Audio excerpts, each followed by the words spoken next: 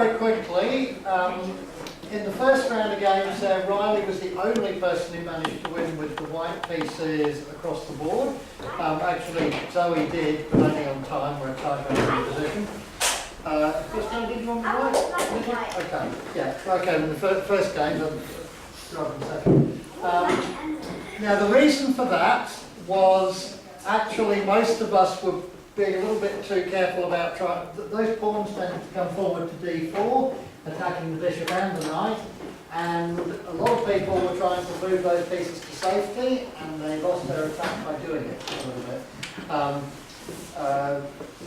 The queen coming to f3 was a move which is probably good. Riley tried queen to d2, he ended up winning there, and was more active on f3. Some of you might have been watching Anthony playing against Edward. So Anthony played this position with white against Edward.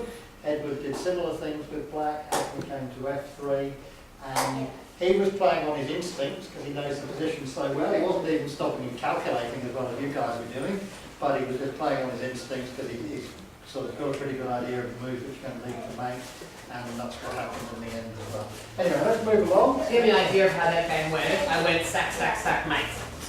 It was more a case of I don't calculate it, I just felt I've got to sacrifice, I have an initiative, I've got to move forward. Now, a brief concept of how this position really works. You cannot, when you're a piece down, stop attacking. You can't. You say, if I'm a piece down, that's just as bad as being 2 pieces down. If I'm 2 pieces down, that's just as bad as being 3 pieces down. I would prefer to be having some attack, creating some threats, than be a piece down with no threats. I would prefer to be 3 or 4 pieces down with possibilities than no possibilities, but a piece down. Does that make sense? Yeah. We're going to go for it. This is very much a position where you have to take that risk. To give you an idea of the sort of risk that was taken, Queen f3 is the most common move and seen as widely the best move. d4 generally gets played, forking those 2 pieces, and all of you guys moving your pieces away don't need to. The benefit of the Queen f3 is that you can castle queenside, which has an added benefit, which it does what? Hits. Yes? Pins the pawn, which makes the next most common and best move to be knight to d7. In my game with Edward, he played bishop d7, and I ended up winning quite comfortably. And to give you an idea of how that went, and it was not forced at all, but bishop d7. In our game, with my game with Edward, I played bishop c4. Not necessarily the best move. He played knight c6. And now, just to illustrate the idea of how we try to sacrifice in these positions, I played bishop takes d4. He didn't take this yet. He had other ideas. My idea was that if you take it with the knight, I'm going to sacrifice my rook, and then have another check. And then when you take this, I'm going to take this one, and you can see I'm winning all of the pieces back. Does that make sense? Yeah. Now that was just gut instinct. I'm just going to sacrifice all my pieces and then get... Look, I'm a rook down, but I don't feel like I'm a rook down here. I don't think you want to castle that way, and I don't think you want to allow rook takes e7 or take... Yeah, this just looks like a mess. But that's what the sort of thing you should be playing for with white. Now, the best move, as I mentioned, is knight to d7. And there are lots of moves that have been played here. In the game between Judith Polgar and Vishy Anand, so Viswanathan Anand, the Indian world champion for 7 years, who's playing black in this position, Judith Polgar played bishop d2. Anand took the knight, and now Judith Polgar is, believe it or not, 2 knights down. Not the one that you started with, but 2. And she's against a world champion. Now, black in this position, if he wants to, in the game played bishop g7. But I'm going to just sidestep for that for just one moment to show you the possibility of black remaining 2 knights up. If black wants to, black can play the move knight g8.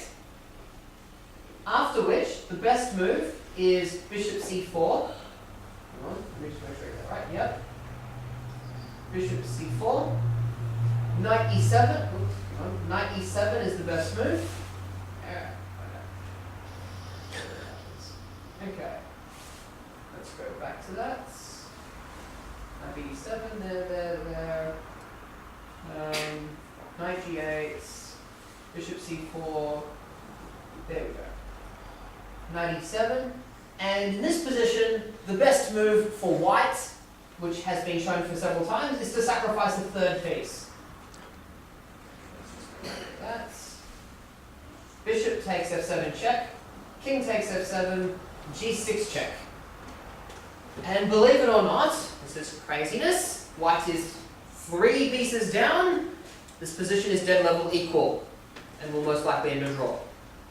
How do you think it's going to end a draw? Yes? White, like perpetual check. Yeah, it's going to happen all over again. It's going to be that perpetual check again and again. It's a wild position. But that is possible, where white is going to sacrifice practically all of his pieces.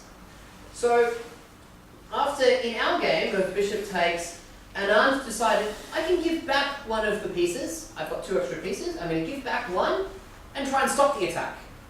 So, it kind of happened. Polgar developed her rook, and Anand castled. Looks very scary. Takes back one, the queen develops, and what ended up happening was Polgar just slowly built up over time. She used the pin on the file to create pressure here, so he tries to get out of it. She then loaded up on the G file, tries to pin the pawn this way, so the queen's pinning the F pawn to the king. Judith Polgar then attacked the queen, forcing F6, and then after bishop D2, using the pin against black, he has to block it off. And what followed was a series of improving moves, where white pieces just walked into black's position, bit by bit. And after a lot of maneuvering, creating lots and lots of threats, amazingly enough, we reached the following position, over here, where, hang on, let's go here, where black does not want to take this pawn, because it does give back all of the material, but believe it or not, it's almost like it's a suksfang, where black actually runs out of good moves. And a lot of the games in this particular variation got to positions where black ran out of moves, or ran out of useful moves, and ended up having to self-destruct. So this particular game went like so, where white got all the pieces back, taking the rooks off, and the attack continued, but this time with equal material. Now just think about that. We've been happy to attack a piece down, now we get the same attack, but with... Same. Yeah, which means it's winning, and the game finished win for Judith Polgar.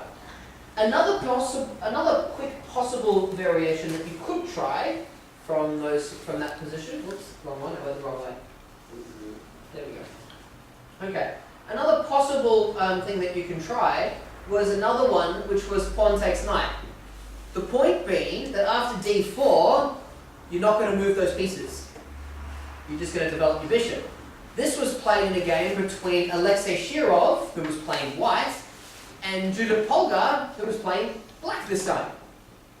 And in that game, Alexei Shirov moved his queen out of the way to attack the bishop, and, Judith Polgar did, and Alexei Shirov, without too much thought, sacrificed the bishop on f7 after a couple of moves. So bang! You end up losing all of your pieces with white. What I really like about this position is, imagine you're black, and you can see that it's about to be a sacrifice. You need to develop your pieces, your king's stuck in the middle, and if you're Judith Polgar and you're black, she says, I can take the time to take another pawn. And that's what she did. Now, that looks ridiculous, because that clearly doesn't help us to protect ourselves. But then Judith Polgar was absolutely spot on in her analysis, because guess what that pawn is doing? Something very important. It's attacking the g1 square, which stops a rook going to an open file, and it's attacking the e1 square, which stops a rook going to an open file. So she was like taking a pawn, but she was stopping the attack, and that was her concept. So Judith Polgar, this game ended up in a draw after a lot of attacking moves, where white eventually got the attack through, but traded off pieces, and eventually you reached a position where they swapped off into an endgame. Now, by now it's not the complicated opening anymore, but how much do you think I would have had to have calculated to get that far? Yeah, just a little bit. We've got one last position to try. So, our last position comes from, again, we get this position. We're going to again go with bishop e3. Again, there are lots of choices. We're now going to look at the move e5. from a positional point of view, what's weak, what's strong, this move is very, very committal. In other words, you've made the move, you can't take it back. It creates an enormous weakness. Where do you think that weakness is? Yes? In the knight. Well, it's attacking the knight, but what's the weakness that black has just created? Black has moved the pawn. To which one? There's one, the square F5 is definitely weaker. There's another one which is just as important. Yes? D5. Very good. The D5 square is very hard to defend with black because we've got no C pawn and no E pawn that can defend it. So what happens now is it's a fight for the D5 square, just like in the other positions. But this time, black is trying to play more actively. Now these positions tend to lead to what we call the castle on opposite sides of the board, counter-attacking flank attack games, where white castles queenside and black castles kingside. Or, unlike those other positions that you're used to, black delays castling kingside. Black says, I'm going to castle. No, black says I'm going to castle kingside, but not yet. I'm going to wait and wait and wait. So in the game in question, Garry Kasparov was playing black, world champion Garry Kasparov, against another previous, could call him the world champion, very strong player, Sicilian Topalov. And that game went F3, knight BD7, and now G4. And basically what happened is white got out to castle, and black is ready to castle, but in that game he didn't castle for many, many, many moves. Look how long he's delaying castling for. Is that longer than you expected? Yeah. Because what, if we go back a moment, let's go back. What do you think happens in this position if he castles immediately? Then the progress. Well, hang on. What's going to happen if black castles now? Yes? G pawn will move. Correct. The G pawn will move and the king side will open up. Will black's king be safe there? What's important to understand here in this position is it's a race in exactly the same way as if you'd castled on opposite sides of the board. The big difference being, if you're black, you might not want to castle so soon. Just leave your king there for a little while. Because these pieces, excellent job of defending your king. And you need to create a play on this side of the board. Now, the position I'm going to get you guys to play specifically is not the exact one from this game, because this is super unbelievable, super grandmaster accuracy of moves. Most people in this position play the move Queen D2. And it's a good move, but it's not the most accurate move. The position that I want you guys to play will go Queen takes D2, so Queen D2, B5, G4, Knight B6, and this position, where I expect that white will castle queenside and I expect that black will castle kingside at some point. I say this position because it's fairly obvious. White is trying to control the D5 square, white's trying to attack on the king side, black has already started on the queen side. Who can checkmate who first? That's your goal for this puzzle, for this one. No one is down any pieces. The position is far more clear for you. It is no less complicated. You ready, Tim? Yep, let's go attack, attack, attack. You may play one game, you may play two games, we'll see. And this will be our last game before we finish up.